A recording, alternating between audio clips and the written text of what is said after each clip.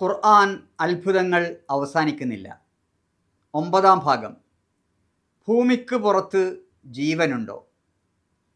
ബിസ്മില്ലാ, അൽഹംദുലില്ലാ, അസ്സലാത്തു വസ്സലാമു അലാ റസൂലില്ലാ വഅലാ ആലിഹി വസഹ്ബിഹി അജ്മഈൻ. പ്രിയപ്പെട്ടവരെ, അസ്സലാമു അലൈക്കും വറഹ്മത്തുള്ളാഹി വബറകാതുഹു. ഭൂമിയിലാണ് നമ്മൾ ജീവിക്കുന്നത്. നാം ജീവിക്കുന്ന ഈ ഭൂമിയിൽ ധാരാളം ജീവജാലങ്ങളുണ്ട് എന്ന് നമുക്കറിയാം.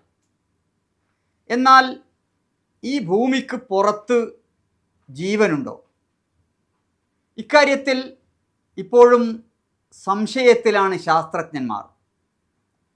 അന്യഗ്രഹ ജീവികളെക്കുറിച്ച് നാം കേട്ടിട്ടുണ്ടാവും.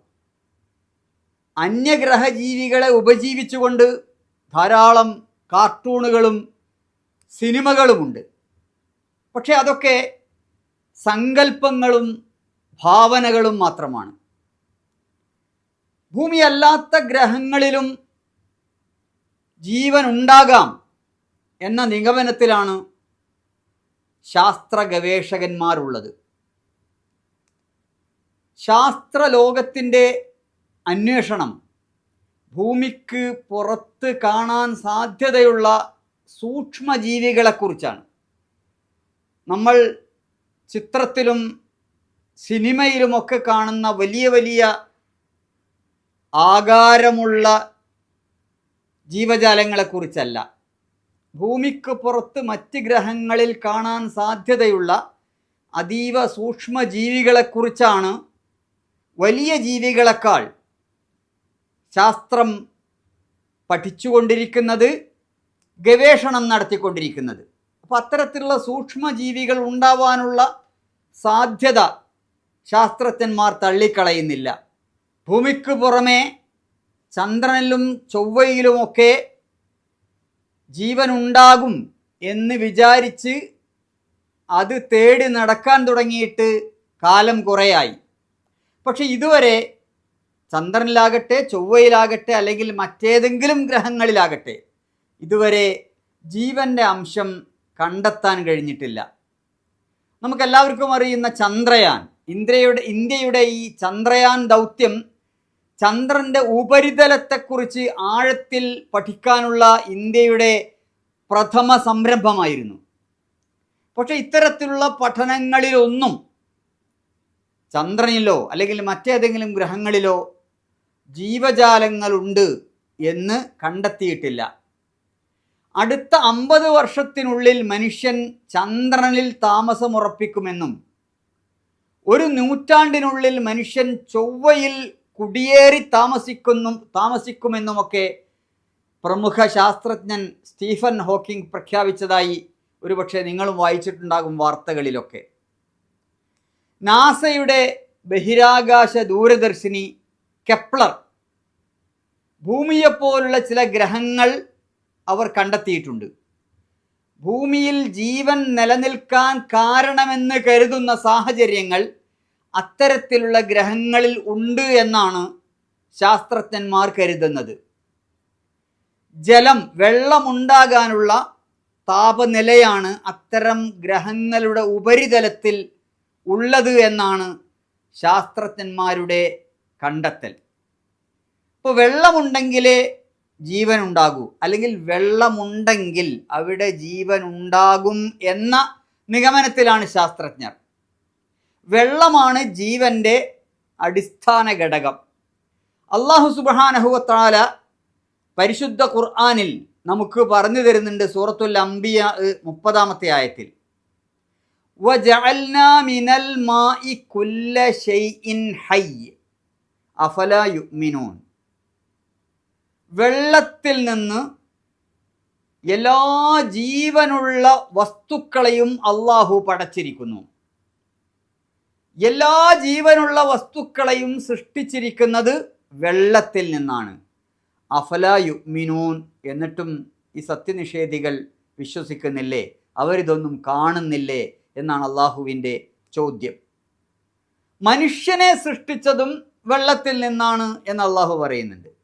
വഹുവല്ലദി ഖലഖ മിനൽ മാഇ ബശറ ഫജഅലഹു നസബ വസിഹ്റ വകാന റബ്ബുക ഖദീറ വഹുവല്ലദീ ഖലഖ മിനൽ മാഇ ബശറ.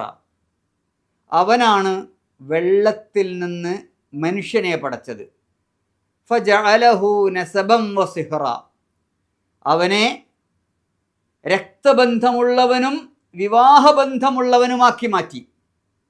അല്ലാഹു മനുഷ്യനെയും പടച്ചിട്ടുള്ളത്, സൃഷ്ടിച്ചിട്ടുള്ളത് വെള്ളത്തിൽ നിന്നാണ് എന്ന് അല്ലാഹു സുബ്ഹാനഹു വ തആല പറയുന്നു. അപ്പോൾ സഹോദരന്മാരെ, ഭൂമിക്ക് പുറത്ത് ഉണ്ടോ ഇല്ലേ എന്ന ഗവേഷണവും പഠനവുമൊക്കെ ശാസ്ത്രജ്ഞന്മാർ നടത്തട്ടെ. ഭൂമിക്ക് പുറത്തും ജീവനുണ്ട് എന്ന് സത്യവിശ്വാസികൾക്ക് ഉറപ്പിച്ചും തറപ്പിച്ചും പറയാൻ സാധിക്കും, ഒരു സംശയവും വേണ്ട. കാരണം ഈ പ്രപഞ്ചത്തിൻ്റെ നാഥൻ്റെ വാക്കുകളാണത്. അള്ളാഹുവിൻ്റെ വാക്കുകൾ അതിലേക്ക് സൂചന നൽകുന്നുണ്ട്. അതാണ് കാരണം. സൂറത്തു ശൂറ 29-ാമത്തെ ആയത്ത് വായിച്ചു നോക്കുക. വമിൻ ആയാതിഹി, അള്ളാഹുവിൻ്റെ ദൃഷ്ടാന്തങ്ങളിൽ പെട്ടതാണ്. ഖൽഖുസ് സമാവാതി വൽ അർദ്, ആകാശങ്ങളുടെയും ഭൂമിയുടെയും സൃഷ്ടിപ്പ്. വമാ ബസ്സ ഫീഹിമാ മിൻ ദാബത്തിൻ, ആ ഭൂമിയിലും ആകാശങ്ങളിലും ജീവജാലങ്ങളെ പടച്ചതും അള്ളാഹുവിൻ്റെ ദൃഷ്ടാന്തങ്ങളിൽ പെട്ടതാണ്. വമാ, അള്ളാഹു സുബ്ഹാനഹു വ തആല പറയുന്നു, വമിൻ ആയാതിഹി ഖൽഖുസ് സമാവാതി വൽ അർദ് വമാ ബസ്സ ഫീഹിമാ മിൻ ദാബത്തിൻ, ആകാശങ്ങളുടെയും ഭൂമിയുടെയും സൃഷ്ടിപ്പിലും ഈ ആകാശങ്ങളിലും ഭൂമിയിലും ജീവജാലങ്ങളെ പരത്തിയതിലും തെളിവുകളുണ്ട്, ദൃഷ്ടാന്തങ്ങളുണ്ട്. അത് അള്ളാഹുവിൻ്റെ തെളിവുകളിൽ പെട്ടതാണ്, ദൃഷ്ടാന്തങ്ങളിൽ പെട്ടതാണ്. വഹുവ അലാ ജംഇഹിം ഇദാ യശാഉ ഖദീർ, അവൻ ഉദ്ദേശിക്കുന്ന സമയത്ത് ഈ ആകാശങ്ങളിലും ഭൂമിയിലുമുള്ള സകല ജീവജാലങ്ങളെയും ഒരുമിച്ച് കൂട്ടാൻ കഴിവുള്ളവനാണ് അല്ലാഹു സുബ്ഹാനഹു വ തആല. അപ്പോൾ ഇവിടെ ആകാശങ്ങൾ, ഭൂമിയും ഭൂമിക്ക് പുറത്തുള്ള ഗ്രഹങ്ങളും ഈ പ്രപഞ്ചത്തെക്കുറിച്ച് പറഞ്ഞുകൊണ്ടാണ് വമാ ബസ്സ ഫീഹിമാ എന്ന് പറഞ്ഞത്. ഭൂമിയിൽ മാത്രമല്ല, ഭൂമിയിലും ആകാശങ്ങളിലും അഥവാ ഭൂമിക്ക് പുറത്തും മിൻ ദാബത്തിൻ, ജീവൻ, ജന്തുക്കൾ, ജീവജാലങ്ങളെ അവൻ പരത്തിയിരിക്കുന്നു. അപ്പോൾ ഭൂമിക്ക് പുറത്ത് ജീവനുണ്ട് എന്ന കാര്യത്തിൽ ഒരു സംശയവുമില്ല.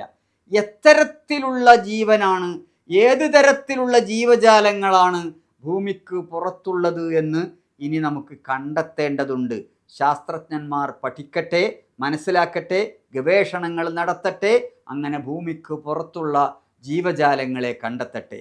പക്ഷെ നമുക്ക് ഉറപ്പിച്ചും തറപ്പിച്ചും പറയാം, ഭൂമിക്ക് പുറത്ത് ജീവജാലങ്ങളുണ്ട് എന്ന് ഖുർആൻ സാക്ഷി.